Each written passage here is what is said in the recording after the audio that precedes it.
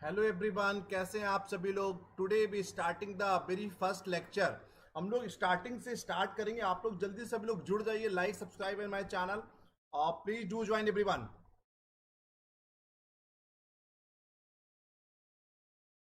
आप लोग जल्दी से सभी लोग ऑनलाइन आ जाइए ताकि सेशन को स्टार्ट कर सकें। हम लोग अगले 5-2 मिनट में हम लोग स्टार्ट करेंगे।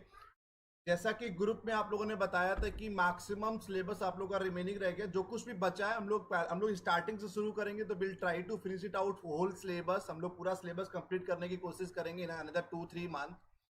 तो पहले जो कॉमन टॉपिक्स हैं मैनेजमेंट और कॉमर्स के, हम लोग वो कंप्लीट करेंगे। एक बार हमारे मैनेजमेंट और कॉमर्स के जो कॉमन टॉपिक खत्म हो जाएंगे, उसके बाद हम लोग मैनेजमेंट का अलग बैच चलाएंगे और कॉमर्स का अलग बैच चलाएंगे। जैसे कि आप लोगों ने बताया है कि इकोनॉमिक्स कंप्लीट हो चुका है, आपका स्टैटिक्स कंप्लीट हो चुका है और फाइनेंस कंप्लीट हो चुका है। उसके न्यूमेरिकल पार्ट रहते हैं, तो कोई नो नीड टू वरी, चिंता करने की कोई जरूरत नहीं है। आप लोगों को न्यूमेरिकल पार्ट भी कवर कराया जाएगा। तो what ever is being lab, जो कुछ भी बचा हुआ है आपका सब कुछ कंप्लीट होगा। तो अभी हम लोग स्टार्टिंग में वही कंप्लीट कराएंगे जो आपका कॉमन बचा हुआ है। जो जो अभी आप लोग अभी स्टार्टिंग में हम लोग यूनिट नंबर 1 से स्टार्ट करते हैं। तो will start with the unit 1, then unit 2, unit 3, unit 4, unit 5। उसके बाद एक बार will try to finish it out the whole syllabus which is actually common between commerce and management. After that we will start. आप लोगों को query हो, कुछ भी हो, बता दीजिए, क्योंकि मेरी एक स्टूडेंट से बात भी हुआ था, उन्होंने हमको बताया कि कितना सिलेबस आप लोगों का हो चुका है। तो will try to finish it out the maximum syllabus within the 2-3 month. Clear है। आप लोगों को जहां पर डाउट लगे तो वहां पर आप मैसेज करके पूछ सकते हैं। So all those candidates who are joining in a very first time, my name is Anubhav Singh. Since last 11 years, I'm taking the classes for UGC NET in Management, Commerce and Economics. पिछले 11 सालों से लगातार UGC NET Management, Commerce और Economics की coaching पढ़ा रहे हैं। Kaushika academy में पिछले 3-4 सालों से पढ़ा रहे हैं ऑफलाइन क्लासेस पे। पिछले 11 I used to work with India's top teaching and research organizations like IIM Lucknow, Lucknow University, LPU, MIT University, Sarda, IFMTR, UP government. तो कई सारे गवर्नमेंट और सेंट्रल गवर्नमेंट और स्टेट गवर्नमेंट के साथ काम कर चुके हैं। Mentored and guidance more than 1000+ candidate, 1000 से ज्यादा बच्चे मेरे गाइडेंस में नेट JRF क्वालिफाई कर चुके हैं मैनेजमेंट, कॉमर्स और इकोनॉमिक्स में। वैसे तो कई बार है, but in last few years, in last पिछले कुछ सालों में have been qualified 4 times NET JRF in commerce in management. वैसे तो कई बार क्वालिफाई किया है कॉमर्स, मैनेजमेंट और इकोनॉमिक्स में, बट इन लास्ट लास्ट 2-3 सालों में कॉमर्स और मैनेजमेंट में 4 बार क्वालिफाई किया हुआ है। Publish more than 20 research paper in top quality index journals like Scopus, TR, UGC care, UGC listed, MBA international business, MCOM, IB, MA economics and PhD applied economics. तो today's topic is all about the, हम लोग आज बात करेंगे introduction about the international business. International business क्या होता है, पहले बाहर से बात करेंगे कैसे इंटरनेशनल बिजनेस शुरू हुआ। उसके बाद हम लोग कोर टॉपिक पे आएंगे। ठीक है। तो पहले अगले 15 दिन, 10 दिन तक की आप लोग को इंटरनेशनल बिजनेस और बिजनेस इन्वायरमेंट का जो सिलेबस है वो हम लोग कंप्लीट करेंगे। तो जहां पर भी जिसको जो क्वेरी हो दे में ask any question to me, जहां पर आपको समझ में नहीं आता है तो आप लोग क्वेश्चन प्लीज पूछ लीजिएगा। तो बिफोर स्टार्टिंग दे कि इंटरनेशनल मॉनिटरी फंड स्टार्ट करने से पहले हम लोग को पता होना चाहिए व्हाट हैपेंड बैक इन 1930, 1930 में क्या हुआ। जब हम लोग बात करते हैं अंतरराष्ट्रीय व्यापार की, इंटरनेशनल बिजनेस की, तो भारत में इंटरनेशनल बिजनेस की हम लोग बात करेंगे तो 1930 से बात करते हैं। जैसे हम लोग इंडियन इकोनॉमी की बात करते हैं, जितने लोग भी इंडियन इकोनॉमी पढ़ाते हैं वो लोग 1991 में क्या हुआ पूरी दुनिया को पता है कि भारत पूरी एक आर्थिक मंदी के दौर से गुजर रहा था। उसके बाद उन्होंने इकोनॉमिक रिफॉर्म्स किए और 1991 में उन्होंने एक पॉलिसी लाई, LPG, liberalisation, privatisation and globalisation. इसी तरीके 1930 में भी पूरा दुनिया एक आर्थिक मंदी के दौर से गुजर रहा था। Whole world facing great depression situation their economy, पूरा दुनिया एक आर्थिक मंदी के दौर से गुजर रहा था। उस दौरान हमको कुछ ऐसे ऑर्गेनाइजेशंस की जरूरत थी जो पूरी दुनिया की इकोनॉमी को मैनेज कर सके। क्योंकि हम लोगों को पता है कि फर्स्ट वर्ल्ड वार 1914 से 1919 के बीच में हुआ। फर्स्ट वर्ल्ड वार खत्म हुआ, उसके बाद सेकेंड वर्ल्ड वार की तैयारियां शुरू हो गई थी। तो पूरा दुनिया कहीं ना कहीं एक आर्थिक मंदी से दौर से गुजर रहा था 1928 में। तो कहीं ना कहीं हम लोगों को कुछ भी है required, we require the what we call, we require some monetary organization who could manage the entire world economy. Clear? Got it? तो पहले हम लोग बताएंगे ग्रेट डिप्रेशन, एक होता है रिसेशन, आप लोग को पता होगा, एक होता है स्लो डाउन। पहले बात करते हैं slow down, then recession, then great depression. ठीक है, स्लो डाउन होता है मंदी आना। एक इकोनॉमी में अगर जीडीपी आपकी 6 चल रही, 6 से अगर 5 हो जाती है, उसको हम लोग बोलते हैं स्लो डाउन, कि देश एक मंदी के दौर से गुजर रहा है। फिर हम लोग रिसेशन की बात करते हैं। रिसेशन होता है जब आपकी जीडीपी टू कॉन्जिक्यूटिव क्वार्टर्स में अगर डिक्लाइनिंग में जाती है, उसको हम लोग रिसेशन बोलते हैं। इसको हम लोग और डिटेल में बताएंगे, जब आपको इन्फ्लेशन पढ़ाएंगे तो और डिटेल में बताएंगे। मतलब 2 कॉन्जिक्यूटिव क्वार्टर्स में अगर आपकी जीडीपी इज फॉलिंग डाउन, तो it might lead to the recession. Recession में क्या होता है, सप्लाई, आपकी डिमांड मार्केट में कम हो जाती है। जैसे आप लोगों को पता है कि मार्केट में डिमांड कम होगी तो प्रोडक्शन, डिमांड कम होगी तो सप्लाई कम करना पड़ेगा, सप्लाई कम होगी तो प्रोडक्शन कम करना पड़ेगा, और प्रोडक्शन कम होगा तो कहीं ना कहीं अनएम्प्लॉयमेंट होगा। तो रिसेशन में नौकरियां जाना शुरू होती है just because of the low demand in the market. भाई हम लोग ग्रेट डिप्रेशन की बात करते हैं। भाई रिसेशन अगर बहुत लंबे समय तक की इकोनॉमी में रहता है, फिर recession stage for the long term, अगर लगातार 4 साल 5 साल तक की किसी इकोनॉमी में रिसेशन रहता है, it might lead to create the great depression. ये एक आर्थिक मंदी की दौर की तरफ चला जाता है। तो that is the only reason कि एक पूरा दुनिया एक कहीं ना कहीं आर्थिक मंदी के दौर से गुजर रहा था। अब आर्थिक मंदी क्यों आई, ग्रेट डिप्रेशन क्यों आया, we have a numerous number of reason behind it, कई सारे कारणों की वजह से। अब ठीक है कि पहले समझिए कि कौन कौन से कारणों की वजह से ग्रेट डिप्रेशन आया। पहला हुआ बैंकिंग फेल्यूर और मॉनेटरी पॉलिसी फेल्यूर। तो उस दौरान मॉनेटरी पॉलिसी पूरी तरह से फेल हो चुकी थी, इंटरेस्ट रेट ऑन सेविंग्स बहुत कम हो चुका था, interest rate on the loans बहुत ज्यादा हो गया था। तो कहना bank has been failed.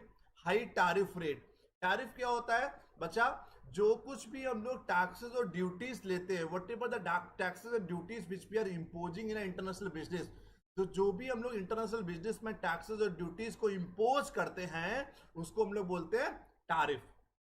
Clear? तो कहीं ना कहीं एक देश दूसरे देशों से बहुत ज्यादा इंटरनेशनल ट्रेड में टैरिफ आपको इम्पोज करना शुरू कर दिया था।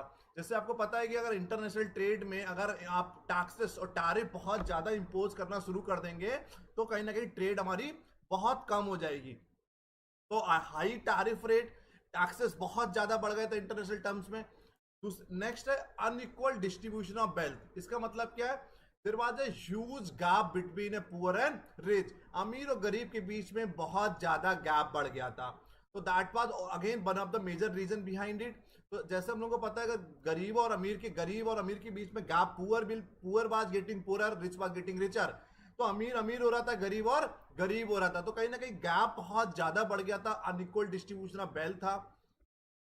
फिर हुआ presidential election of 1928, Hoover takes office.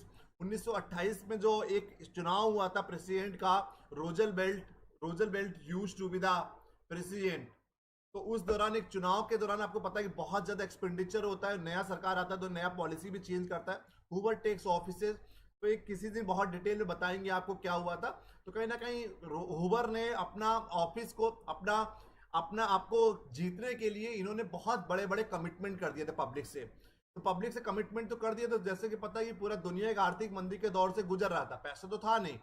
तो इन्होंने कर दिया था, इन्होंने ड्यूरिंग द कैंपेनिंग, जब हम लोग इलेक्शन की कैंपेनिंग करते हैं, इन्होंने एक कमिटमेंट किया, चिकन एट एवरी पॉट, जहां पर खाने के लिए लोग तरस रहे थे, लोग बेसिक रोटी कपड़ा मकान, बेसिक एमिनिटीज के लिए तरस रहे थे। व्हाट ही हैज कमिटेड कि चिकन एट एवरी पॉट।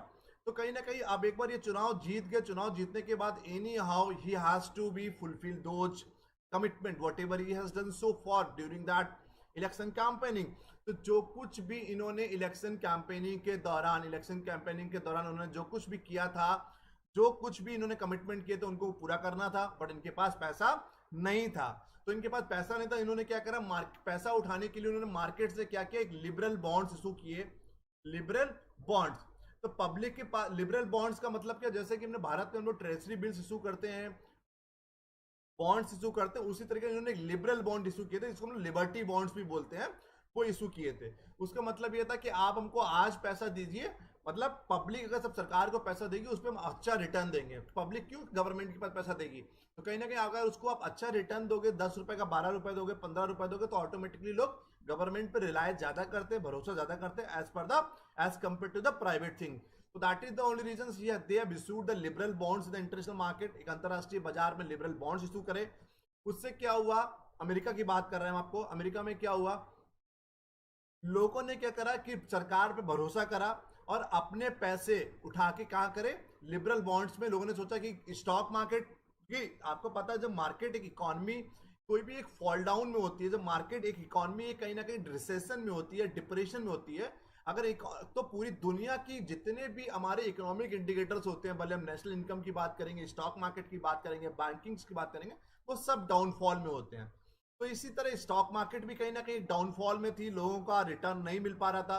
तो व्हाट दे हैव थॉट, उन्होंने सोचा कि स्टॉक मार्केट में तो पैसा, स्टॉक मार्केट में तो क्या हुआ कि पैसा में रिटर्न मिल नहीं पा रहा है। तो what they have thought, they started withdrawing their money from stock market. उन्होंने सोचा स्टॉक मार्केट से पैसा विड्रॉ करेंगे और लिबरल बॉन्ड्स में इशू कर देंगे। तो ये 22 अक्टूबर से लेकर 29 अक्टूबर 1929 की स्टोरी है, 1929 की स्टोरी आ गई है ये। तो उस दौरान क्या हुआ, इन लोगों ने स्टॉक मार्केट से पैसा विड्रॉ कर लिया, बट एक साथ इतना हैवी पैसा लोगों ने विड्रॉ कर लिया स्टॉक मार्केट से, स्टॉक मार्केट क्रैश हो गया। अब स्टॉक मार्केट क्रैश हो गया तो पब्लिक में क्या हो गया, एक न्यूज फैल गई कि स्टॉक मार्केट भी क्रैश हो गया, पूरी इकोनॉमी डाउन जाने वाली है।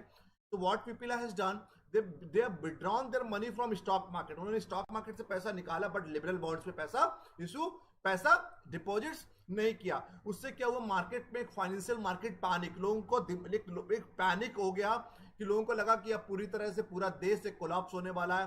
बैंकिंग पहले से ही फेलियर हो चुका है, हाई टैरिफ रेट्स हो गए, इंटरनेशनल ट्रेड्स फेलियर हो चुका है, अनएम्प्लॉयमेंट 42%, नोट कर लीजिएगा, unemployment has been risen up to 42%, 42 से 44% तक की अनएम्प्लॉयमेंट हो गया था अंतरराष्ट्रीय मार्केट में। तो अब समझ लीजिए कि अगर अमेरिका जैसे देश में अनएम्प्लॉयमेंट 42-43% चला जा रहा है, तो कहीं ना कहीं सीरियसली एक बहुत टेंशन की बात है, बहुत एक चिंता की बात है। तो कहीं ना कहीं जितने भी इकोनॉमिक इंडिकेटर्स होते हैं, भले अगर हम लोग बात करेंगे, बात आप भले नेशनल इनकम की करिए, बैंकिंग्स की बात करिए, आप इंटरनेशनल ट्रेड्स की बात करिए, तो कुल मिलाकर सभी तरीके से ओवरऑल, एक मिनट रुकिएगा, ठीक है।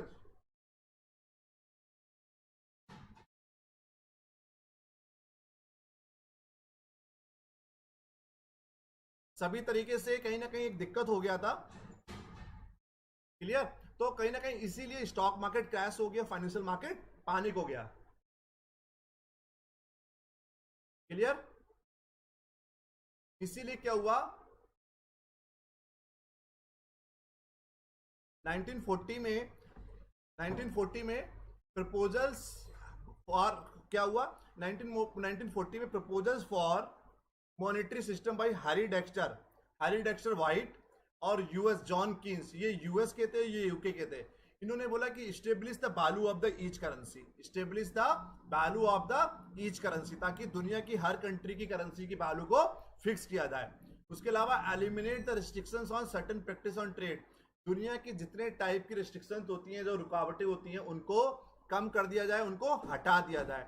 या assistance for the post war reconstruction, दुनिया की जो भी कंट्री कहीं ना कहीं, दुनिया की जो भी कंट्री वर्ल्ड वार के चक्कर में अफेक्टेड हुई हैं, प्रभावित हुई हैं, उनको क्या करा जाए, उनको दोबारा रिकवर किया जाए, रिकंस्ट्रक्ट किया जाए। इसीलिए हम लोगों ने क्या किया, एक ब्रिटेन वुड कॉन्फ्रेंस करी, क्या किया, ब्रिटेन वुड कॉन्फ्रेंस, नोट कर लीजिए, ब्रिटेन वुड कॉन्फ्रेंस किया गया 1944 में। Britain Wood conference was new Hampshire, new Hampshire क्या है, न्यू हैम्पशायर एक अमेरिका में शहर है, क्या है, अमेरिका में एक शहर है, वहां पर एक कॉन्फ्रेंस किया गया 1944 में, डेलीगेट ऑफ 44 नेशन, 44 देशों के लोगों ने उसमें पार्टिसिपेट किया। कितने लोगों के देश के, ये क्वेश्चन पेपर में पूछा जाता है, 44 देशों के लोगों ने पार्टिसिपेट किया। फाइनल नेगोशिएशन में इंटरनेशनल मॉनेटरी फंड और वर्ल्ड बैंक टुक प्लेस। तो पेपर में क्वेश्चन आता है कि मेनली हमारा ब्रिटेन वुड कॉन्फ्रेंस का आउटकम क्या था, international monetary fund, world bank group और international trade organisation. But ITO has been failed, ITO failed हो गया at the time of formation, ये फॉर्मेशन के समय भी इंटरनेशनल ट्रेड ऑर्गेनाइजेशन फेल हो गया, क्लियर है। तो इसीलिए हम लोग आज इंटरनेशनल मॉनेटरी फंड की बात करेंगे। तो बेसिक हिस्ट्री आपको समझ में आ गया होगा किन कारणों की वजह से इंटरनेशनल मॉनेटरी फंड बनाया गया। After the great depression in the 1930 1930 में आर्थिक मंदी के बाद there was a need for an organisation to create a system for exchange rate stability. 1930 से पहले या 1900 इंटरनेशनल मॉनेटरी फंड से पहले भारत दुनिया में किसी एक ऐसा सिस्टम नहीं था जिससे हम लोग एक्सचेंज रेट स्टेबिलिटी को फिक्स कर सकें या एक्सचेंज रेट को स्टेबल कर सकें। एक्सचेंज रेट स्टेबल क्या होता है? एक्सचेंज रेट स्टेबिलिटी होती है कि एक्सचेंज रेट होता है जब एक कंट्री की करेंसी को दूसरी कंट्री की करेंसी के साथ चेंज करते हैं, जिस रेट पर चेंज करते हैं that rate is called exchange rate stability. तो इन अ सेम मैनर कि we had required some monetary organization who could manage the entire world economy and create a system for exchange rate stability. Uncertainty, the value of the paper money, no longer use the gold standard को पूरी तरह से खत्म कर दिया गया। Countries begin cheating other countries in trade, एक देश दूसरे देश को ट्रेड इंटरनेशनल ट्रेड में चीट करना शुरू कर दिया था। Countries economies affected by the world war two, हम लोगों को जो कंट्रियां वर्ल्ड वार टू के बाद प्रभावित हुई थी उनको भी कहीं ना कहीं क्या करना था, हमको उनको दोबारा रिकंस्ट्रक्ट करना था। तो ये कई सारे कारणों की वजह से हम लोगों ने अंतरराष्ट्रीय मॉनेटरी फंड की स्थापना की।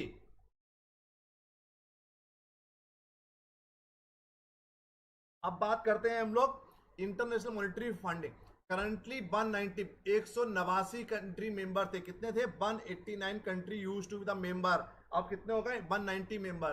ये क्वेश्चन 100% पेपर में पूछा जा सकता है कि 190th मेंबर कौन सा जुड़ा है। तो नोट कर लीजिए, अंडोरा, ANDOORA। अंडोरा एक बहुत छोटा सा देश है जिसकी पॉपुलेशन 75 to 80 76,000 पॉपुलेशन है, जिसकी 77,000 पॉपुलेशन है। बहुत छोटा सा देश है, फ्रांस और स्पेन के बीच में है अंडोरा। ANDOORA। तो नोट कर लीजिए, Andorra was the 190th country who have joined the international monetary fund. Please do remember this, please note down this point, it is one of the important thing. बहुत जरूरी है, बहुत important है, paper में 100% paper में question पूछा जाएगा। Head office in Washington DC, DC मतलब district of Columbia. Head office कहां पर है? वॉशिंगटन डीसी में है। बिगेस्ट बोरोवर्स कौन सा है? Greece, Portugal, Ireland, Romania and Ukraine. अगर बात करते हैं, ये बिगेस्ट बोरोवर्स लगातार टाइम टू टाइम चेंज होते रहते हैं। As of now we are the biggest borrowers कौन से हैं? Greece, Portugal, Ireland, Romania, Ukraine. Formation हुआ, वैसे बना ये 1944 में, बट काम करना स्टार्ट किया 27 दिसंबर 1945 को। कब किया? 27 दिसंबर 1945। मैनेजिंग डायरेक्टर की हम लोग बात करेंगे, doctor Kristalina Georgieva. Doctor Kristalina Georgieva is the managing director. कौन है? एमडी कौन है? Doctor Kristalina Georgieva. Please note down this point, ठीक है।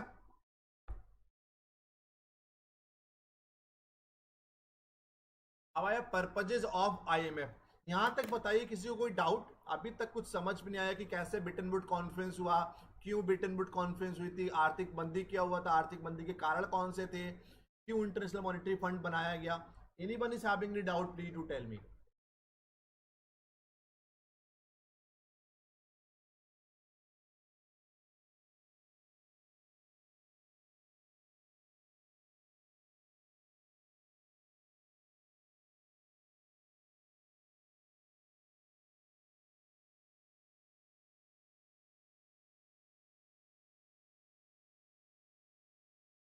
Anyone is having any doubt, please do tell me.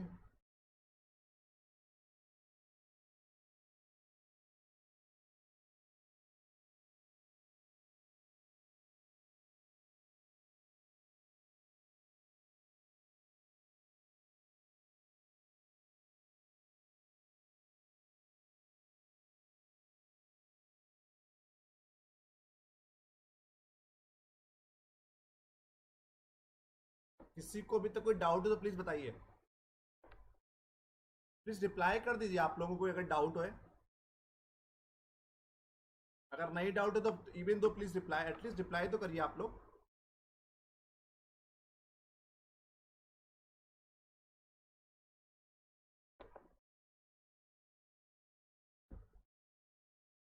Please do respond everyone. अभी तक समझ में आया आप लोगों को?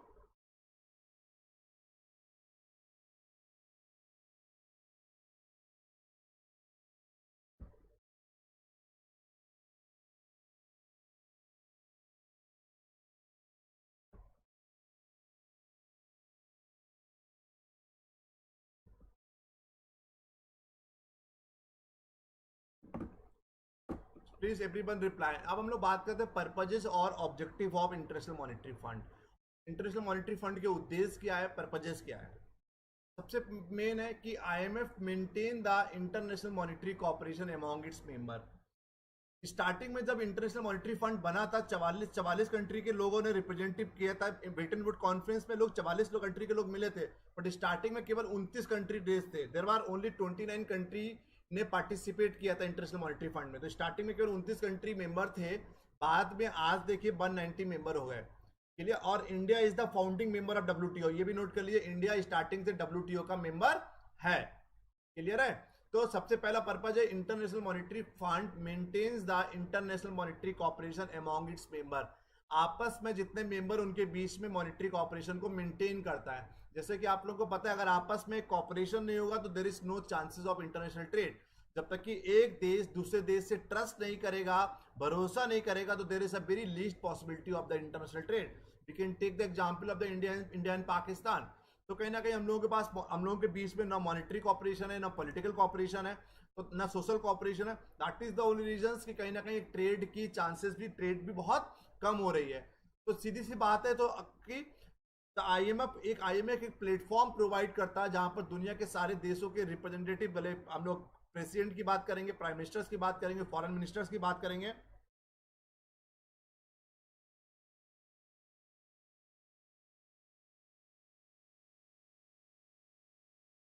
क्लियर है ना।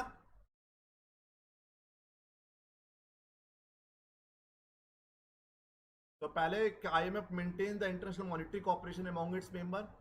सेकंड है expansion and balance growth of international trade. Expansion and balance growth of international trade, international trade को बढ़ावा देना ताकि हम लोग टैक्सेस और ड्यूटीज को कम कर सके। टैक्सेस और ड्यूटीज को कम करेंगे तभी जाके कहीं ना कहीं इंटरनेशनल ट्रेड को बढ़ावा मिल पाएगा। और balance growth, there should be balance growth. ऐसा नहीं है कि कुछ कंट्री बहुत ज्यादा ग्रो कर गई, कुछ कंट्री बहुत कम ग्रो कर रही है। तो there should be parallel growth, एक समान ग्रोथ होना चाहिए among all the nations who are whomsoever are the member of international monetary fund. जो भी देश इंटरनेशनल मॉनेटरी फंड के मेंबर हैं, जो भी देश मेंबर है, उनकी एक समान ग्रोथ होना चाहिए। एक ये बहुत बड़ा पर्पज है। फिर है promote the exchange rate stability. उस जमाने में एक देश दूसरे देश को चीट करता था करेंसीज के बेसिस पे, क्योंकि कोई एक ऐसी foreign exchange stability, foreign exchange कोई अथॉरिटी नहीं थी जो पूरे दुनिया की कंट्री की करेंसी को मैनेज कर सके। वी हैड नो, एक ऐसा कुछ भी नहीं था। तो that is the only reason कि कहीं ना कहीं एक दिक्कत होती थी कि मन माफिक, आज $1 इक्वल टू 72 रुपीज है, 75 रुपीज है। One Japanese yen equal to कितना है, 1 यूरो इक्वल टू कितना है, 1 पाउंड इक्वल टू कितना है। आप एक मिनट में इंटरनेट पे, एक सेकंड में इंटरनेट पे चेक कर सकते हैं। बट उस जमाने में इंटरनेट का जमाना नहीं था। तो और एक कोई फॉरेन एक्सचेंज स्टेबिलिटी के लिए कोई भी एक ऐसी अथॉरिटी नहीं थी जो करेंसीज की रेट, करेंसीज के एक्सचेंज रेट को फिक्स कर सके। तो क्या होता था, जब डेवलप्ड कंट्री होती थी, जो जो मजबूत कंट्रियां होती थी, वो छोटी कंट्री के साथ ट्रेड में चीट करती थी और मन माफिक, depending on the need of the product, वो अपनी करेंसीज की वैल्यू फिक्स करती थी। तो कोई एक्सचेंज रेट स्टेबिलिटी की बात किया कि ताकि हर कंट्री की करेंसी की वैल्यू फिक्स की जाए, ताकि कोई भी एक there should be uniformity in the currency. आज $1 इक्वल टू 72 रुपीज है, या $1 इक्वल टू कितने चाइनीज रहने भी है। तो यूनिफॉर्मिटी इन द करेंसी है, दुनिया की हर कंट्री के लिए सेम एक्सचेंज रेट है, कुछ अलग एक्सचेंज रेट नहीं होगा।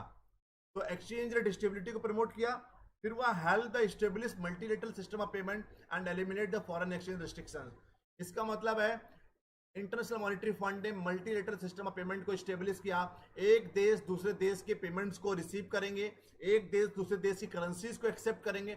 पहले क्या होता था, बहुत सारे देश क्या करते थे, बहुत सारी कंट्रीज की करेंसी को एक्सेप्ट नहीं किया करते थे, बहुत कम करेंसीज को एक्सेप्ट किया करते थे। जो कंट्री की करेंसी, डेवलप्ड करेंसी कंट्री की करेंसी को एक्सेप्ट करते थे, और जो कंट्री की करेंसी बहुत डीवैल्यूड हुआ करती थी, तो उनको एक्सेप्ट नहीं किया करते थे।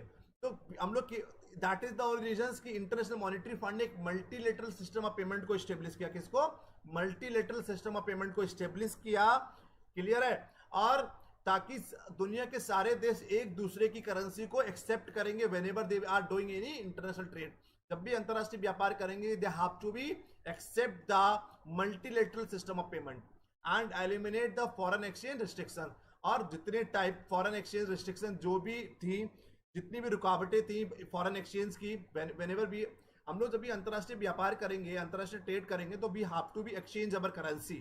सबसे बड़ा मुद्दा ये होता है कि हमको अपनी करेंसी पहले एक्सचेंज करनी पड़ती है, क्योंकि अगर हम लोग एक्सपोर्ट कर रहे हैं तो हमको पेमेंट मिलेगा, ठीक है, और अगर हम लोग इंपोर्ट करेंगे तो कहीं ना कहीं उसकी करेंसी मिलेगी। क्लियर है? तो भी आप, तो सीधी सी बात है, उसकी करेंसी में हमको पेमेंट करना पड़ेगा। तो आपके पास तो इंडियन रुपीज ही होगा, तो पहले आपको अपनी फॉरेन एक्सचेंज के अंतर्गत आपको अपनी करेंसी की वैल्यू एक्सचेंज करनी पड़ती है। तो जितनी भी रिस्ट्रिक्शन थी, जितनी भी रुकावटें थी, सबको इंटरनेशनल मॉनिटरी फंड ने हटा दिया। फिर हुआ make resources of the fund available to the member. International monetary fund क्या करता है? मेंबर कंट्री को लोन प्रोवाइड करता है। shorten the duration and lessen the degree of disequilibrium in the international balance of payment।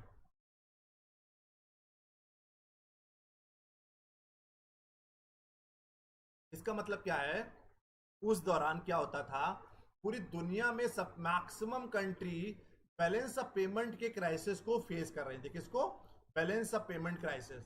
अब balance of payment क्या होता है? नेक्स्ट टॉपिक में बैलेंस ऑफ पेमेंट ही पढ़ाएंगे। Balance of payment is an annual statement of all the economic transactions from one country to the rest of the world within the certain period of the time is called balance of payment। दुनिया का एक देश दुनिया के जितने सारे देशों के साथ जो भी अंतरराष्ट्रीय व्यापार करता है, ठीक है, वो सब कुछ हम लोग बैलेंस ऑफ पेमेंट के अंतर्गत रखते हैं। सो शॉर्टन द ड्यूरी। उस समय अगर कोई आपसे कभी इंटरव्यू देते हैं, आप नेट क्वालिफाइड करने के बाद, अगर आप कभी इंटरनेशनल बिजनेस की बात करेंगे, तो मैक्सिमम लोग पूछेंगे कि सबसे बड़ा रीजन क्या था इंटरनेशनल मॉनिटरी फंड का बनने का। तो आप बताइएगा कि बैलेंस ऑफ पेमेंट डिसइक्विलिब्रियम या बैलेंस ऑफ पेमेंट क्राइसिस। तो उस दौरान most of the countries they, वो लोग क्या करते थे? बैलेंस ऑफ पेमेंट की क्राइसिस फेस कर रहे थे। सबका करंट अकाउंट क्या था? डेफिसिट में था। ये आगे आपको समझाएंगे। बैलेंस ऑफ पेमेंट क्राइसिस समझ लीजिए, अभी टर्मिनोलॉजी अगर अगला बैलेंस ऑफ पेमेंट बताएंगे तब आपको समझ में आ जाएगा। ठीक है। IMF provide the loans to the MNCs of developing countries. जो मल्टीनेशनल कॉर्पोरेशंस होते हैं डेवलपिंग कंट्रीज को, उनको IMF लोन प्रोवाइड करती है। ठीक है। तो IMF क्या क्या काम करती है? IMF एक इंटरनेशनल मॉनिटरी कॉर्पोरेशन प्रोवाइड करती है, एक्सपेंशन एंड बैलेंस ग्रोथ की बात करती है, एक्सचेंज रेट स्टेबिलिटीज की बात करती है, यूनिफॉर्मिटी की बात करती है, establish the multilateral system of payment की बात करती है, eliminate the foreign exchange restrictions की बात करती है। उसके साथ साथ make resources of fund available to the members, member countries को फंड अवेलेबल करती है। पीओपी की प्रॉब्लम जिन कंट्रीज को, उनकी पीओपी की प्रॉब्लम्स को सॉल्व करती है। उसके साथ साथ IMF also provide the loans to the MNCs of developing countries। This is all about the functions and purpose of IMF। अब इसमें बताइए किसी को कोई डाउट? ये बहुत इंपॉर्टेंट है। 100% आपको 2 क्वेश्चन इंटरनेशनल मॉनिटरी फंड से मिलेंगे। IMF से आपको 2 क्वेश्चन मिलने वाले हैं श्योर। तो कोई डाउट हो तो प्लीज पूछ लीजिए। आप साथ साथ में डाउट पूछते रहिए, अदरवाइज बहुत सारे टॉपिक हो जाएंगे, आपको समझ में नहीं आएगा।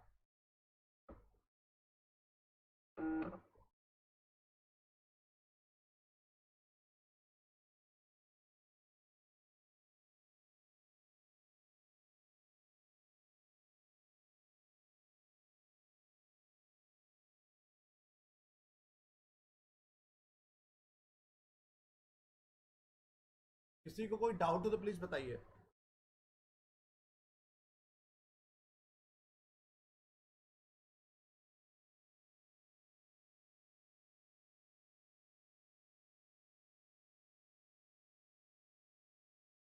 Anybody is having any doubt please do reply. सब लोग रिप्लाई तो करिए ना। किसी को डाउट है कि नहीं? अगर नहीं डाउट है तो प्लीज पूछ लीजिए, नहीं है तब भी रिप्लाई करिए आप लोग बच्चा।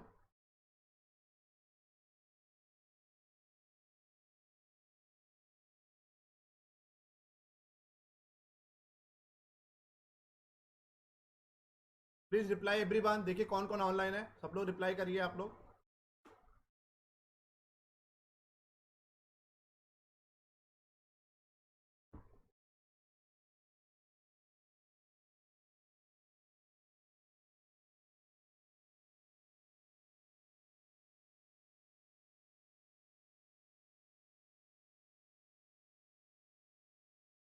Please everyone reply.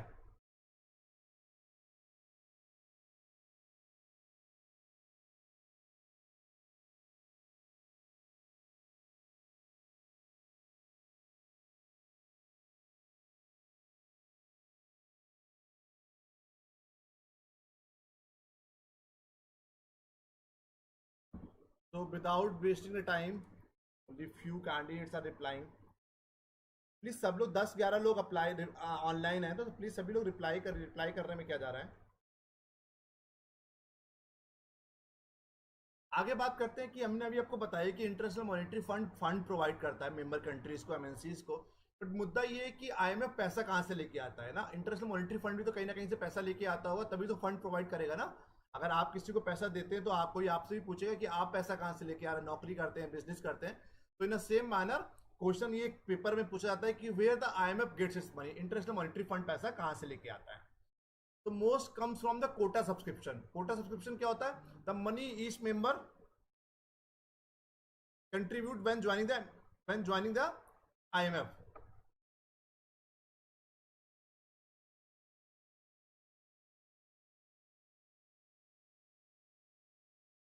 ठीक है, तो दुनिया के सारे देश, जितने भी देश हैं, जो भी मेंबर बनते हैं, they have to be keep some certain amount of the money with the international monetary fund. जब भी आपको इंटरनेशनल मॉनेटरी फंड की मेंबरशिप लेनी होती है जिस देश को भी, they have to be keep some certain amount of the money with the international monetary fund. तो सभी देश अपना कुछ मेंबरशिप अमाउंट रखते हैं इंटरनेशनल मॉनेटरी फंड, एक वो बहुत बड़ा सोर्सेस है। दूसरा general agreement to borrow 1962, line of credit setup with several government and bank throughout the world. तो कई सारा लाइन ऑफ क्रेडिट सेटअप करके रखा हुआ है विद सेवरल गवर्नमेंट।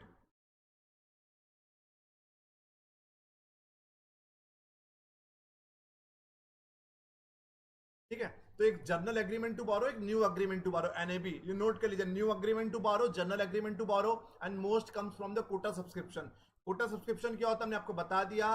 जब दुनिया में आप आईएमएफ के मेंबर बनते हैं तो आपको कुछ पैसा आपको इंटरनेशनल मॉनेटरी फंड के पास में रखना पड़ता है, उसके बदले आपको क्या मिल जाता है? कोटा मिलता है। अब आया SDR, special drawing rights. Special drawing rights क्या होता है? SDR is an artificial currency of SDR is an artificial currency of international monetary fund, जो 1969 में बनी। कब बनी? एसडीआर के स्पेशल ड्राइंग राइट, ये एक करेंसी है। इट जस्ट लाइक के some other similar other currency, ये भी एक करेंसी है। 1969 में बना। SDR is an international reserve asset. It is a value based on the birth of world 5 major currencies: US dollar, Japanese yen, pound sterling, European euro, Chinese yuan. दुनिया की 5 major करेंसियों से मिलकर क्या बना है? Special drawing right. It use to be the 5 currency, बाद में 4 currency हो गई, फिर 5 करेंसी हो गई। जब से यूरोपियन यूनियन से ब्रिटेन अलग हुआ है, तब से 5 करेंसी हो गई। पहले यूरोपियन यूनियन में पूरी एक करेंसी चलती थी यूरो, तो केवल 4 करेंसी थी। जब से ब्रिटेन अलग हुआ तो ब्रिटेन की भी करेंसी इसमें आ गई, that is called pound sterling. तो ये क्वेश्चन पूछा जाता है कई बार कि एसडीआर की बास्केट में कौन कौन सी करेंसी है। Basket of the SDR, there are 5 major currencies of SDR. कौन कौन सी? US dollar, Japanese yen, pound sterling, European euro, Chinese yuan. तो इन 5 करेंसीज के अप एंड डाउन से, एक होता है करेंसी अप्रिसिएशन, एक होता है करेंसी डेप्रिसिएशन। तो करेंसीज अप्रिसिएशन, करेंसी डेप्रिसिएशन क्या होता है यहां पर समझ लीजिए। $1 is equal to 60 rupees, $1 is equal to 70 rupees, $1 is equal to 50 rupees. ये नॉर्मल प्राइस हो गया, ये हो गई करेंसी डेप्रिशिएटेड, ये हो गई करेंसी अप्रिशिएटेड। इंडिया अगर $1 इक्वल टू 60 रुपए, इंडिया के तुलना में अगर 60 का 70 रुपए हो जाता है, 70 रुपए हो जाएगा, तो Indian currency got depreciated as compare to the US dollar. Note कर लीजिए, जब आपकी करेंसी की वैल्यू कब बढ़ेगी? जब आप $1 इक्वल टू 50 रुपये होगी, उसको बोलेंगे करेंसी अप्रिशिएटेड। पहले आपको 60 रुपए देना पड़ रहा था, अब आपको केवल 50 रुपए देना पड़ रहा है $1 खरीदने के लिए, इसीलिए बोलेंगे करेंसी अप्रिशिएटेड। जब 70 रुपए हो जाएगा उसको बोलेंगे करेंसी डेप्रिशिएटेड, आपको घाटा हो गया। तो दुनिया की 5 मेजर करेंसी से मिलकर बना हुआ है। जैसे जैसे इन 5 करेंसीज की वैल्यू अप एंड डाउन होती है, अप्रिशिएटेड डेप्रिशिएटेड होती है, उसी तरीके स्पेशल ड्राइंग राइट की वैल्यू भी अप्रिशिएटेड और डेप्रिशिएटेड होती है। US dollar, European euro, Chinese yuan. China में 2 करेंसी चलता है, युआन और renminbi, Japanese yen, pound Stirling.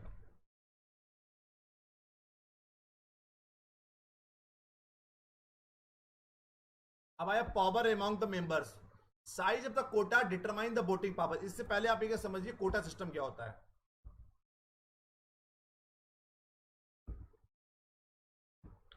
Quota system क्या होता है? Quotas are reviews every 5 year by the international monetary fund. Quota हर 5 साल में रिव्यूड होता है, ठीक है। ये नोट कर लीजिए, higher the membership amount, higher the membership amount, higher the quota. जितना ज्यादा मेंबरशिप अमाउंट होगा उतना ज्यादा कोटा होगा। कोटा मतलब आपको कोटा के कई सारे रोल है, अभी आपको पिछले स्लाइड में दिखाएंगे आपको।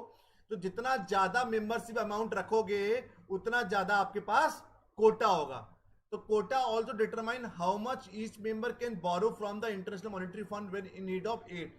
तो इंटरनेशनल मॉनेटरी फंड का जो कोटा सिस्टम है उसका कई सारा काम होता है। कोटा के कई सारे काम है। कोटा कोटा वोटिंग पावर को भी डिटरमाइन करता है। Higher the membership amount, higher the quota, higher the quota, higher the voting rights. दुनिया के सारे देशों को एक वोट करने का अधिकार मिलता है, बट आपको अपने वोटिंग राइट्स बढ़ाना है। अभी बताएंगे वोटिंग राइट्स का क्या यूज होता है। अगर आप अपने वोटिंग राइट्स को बढ़ाना चाहते हैं तो आपको क्या करना पड़ेगा, आपको अपना कोटा बढ़ाना होगा। और अपना कोटा बढ़ाना चाहते हो तो आपको अपना मेंबरशिप अमाउंट बढ़ाना होगा।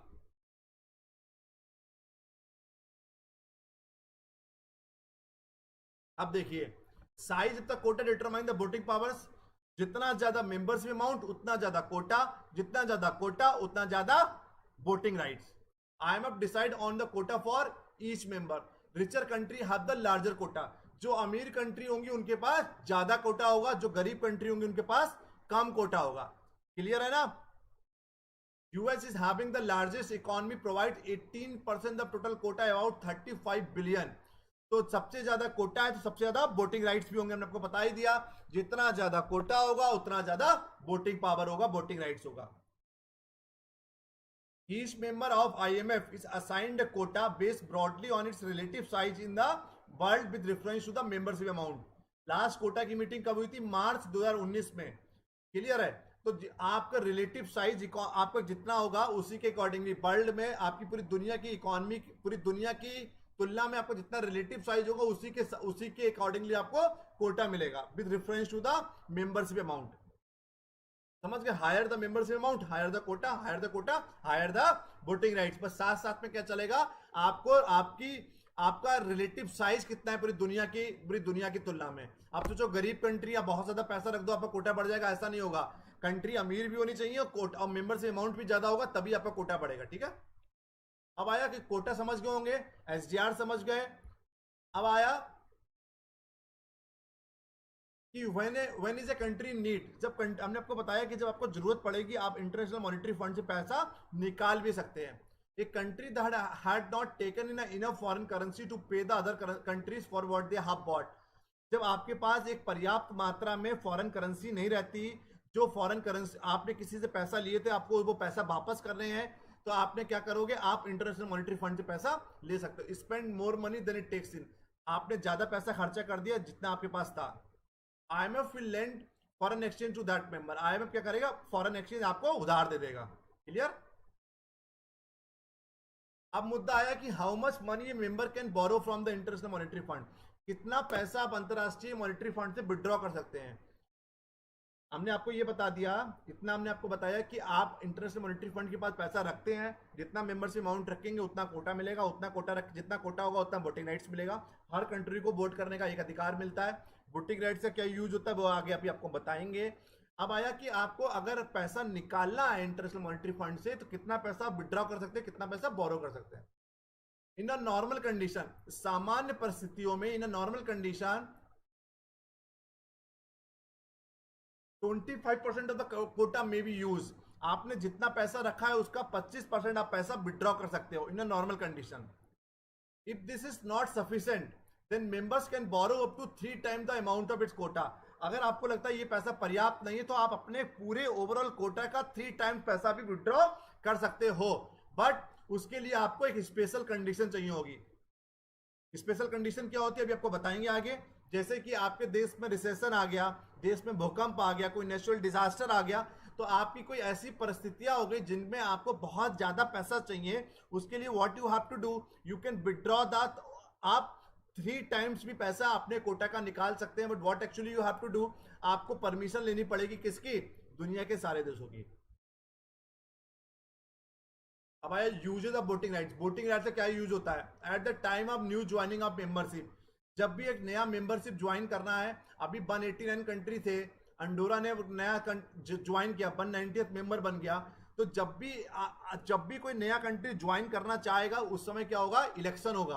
अगर आपके फेवर में वोट पड़ेंगे, then only you can be member of the international monetary fund. तो इसीलिए देखिए वोटिंग राइट्स का बहुत यूज है। अब देख लीजिए दुनिया के जो मैक्सिमम बड़े बड़े देश हैं, अभी आपको दिखाएंगे कौन कौन से बड़े देश हैं जिनके पास अप्रॉक्स 50% कोटा है, जिसके पास अप्रॉक्स 50% वोटिंग राइट्स हैं। तो टॉप 10 इकोनॉमी के पास 50% वोटिंग राइट्स है, बचे हुए 180 कंट्री के पास 50% है। तो अगर टॉप 10 इकोनॉमी में 10 कंट्रियों ने अगर आपके फेवर में वोट नहीं किए, अगर 180 कंट्री आपके फेवर में वोट करती भी है, तब भी आप इंटरनेशनल मॉनेटरी फंड के मेंबर नहीं बन पाएंगे। इसीलिए वोटिंग राइट्स का बहुत बड़ा यूज है। और at the time in case of aid loan in emergency situation, जब आपको अपने ओवरऑल कोटा का 3 टाइम्स पैसा विड्रॉ करना है इंटरनेशनल मॉनेटरी फंड से, ऐसी परिस्थितियों में फिर इलेक्शन होगा। अगर आपके फेवर में वोट पड़ेंगे, तभी कहीं ना कहीं आपको क्या होगा? आप अपने अपने कोटा का 3 टाइम्स पैसा विड्रॉ कर पाएंगे, अदरवाइज नहीं कर पाएंगे। अब देखिए, अभी एक चीज दिखाते हैं, एक स्लाइड आपको।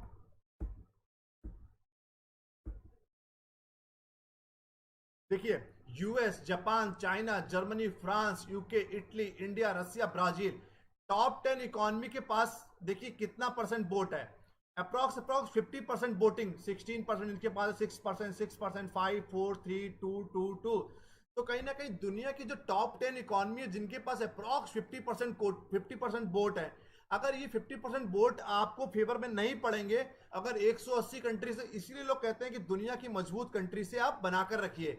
अगर मजबूत कंट्री से बनाकर नहीं रखेंगे, तो अगर कोई ऐसी परिस्थितियां आ गई, आपको कोई ऐसी जरूरत हो गई, आपको फंड की जरूरत पड़ती है, तो आपको कोई भी सपोर्ट नहीं करेगा। This is the only reason भी हम लोग कहते हैं अमेरिका से बनाकर रखो, जापान से बनाकर रखो, जर्मनी से बनाकर रखो, यूरोप से बनाकर रखो।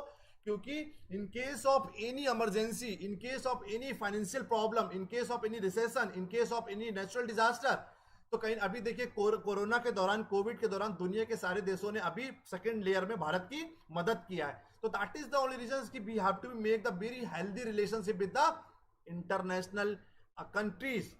समझ गए? तो नॉर्मल कंडीशन में आप अपने टोटल पैसे का 25% विड्रॉ कर सकते हैं, स्पेशल कंडीशन में अपने पैसे का 3 टाइम्स विड्रॉ कर सकते हैं। बट उस दौरान इलेक्शन होगा, अगर आपके फेवर में वोट पड़ेंगे तभी आप पैसा विड्रॉ कर पाएंगे, अदरवाइज नहीं कर पाएंगे। दूसरा वोटिंग राइट से यूज क्या है? Eight the time of new joining in the membership, जब नया मेंबरशिप बनेंगे, जब मेंबरशिप लेनी होगी किसी देश को, तब भी इलेक्शन होगा। अगर आपके फेवर में वोट पड़ेंगे तभी आप मेंबर बन पाएंगे। This is all about the International Monetary Fund. Any doubt, please do tell me. Any doubt?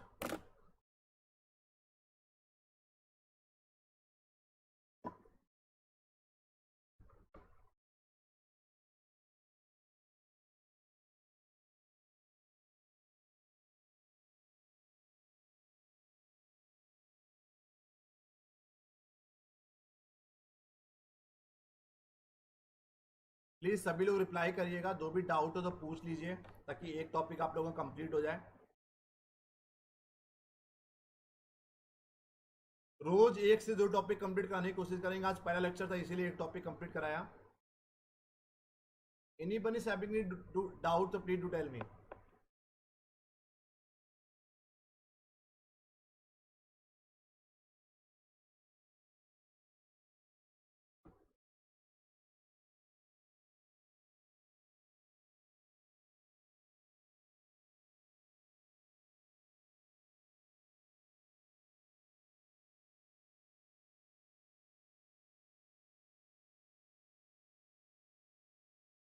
किसी को कोई डाउट हो तो प्लीज बताइए। हाँ नम्रता, ये लेक्चर आप बाद में देख सकते हो।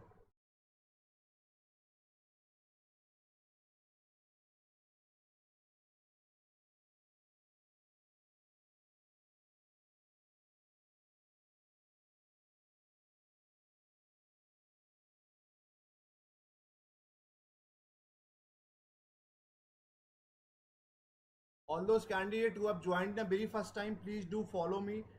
आप लोग जल्दी सब्सक्राइब कर लो चैनल को, ताकि नोटिफिकेशन आपको मिलता रहे, रेगुलर क्लासेस होती रहेंगी आपकी।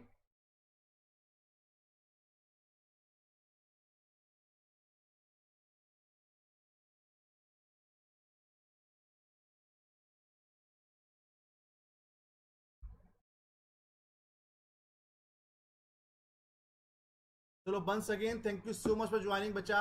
कल मिलते हैं हम लोग 4 बजे नए टॉपिक के साथ। तब तक के लिए गुड बाय, टेक केयर।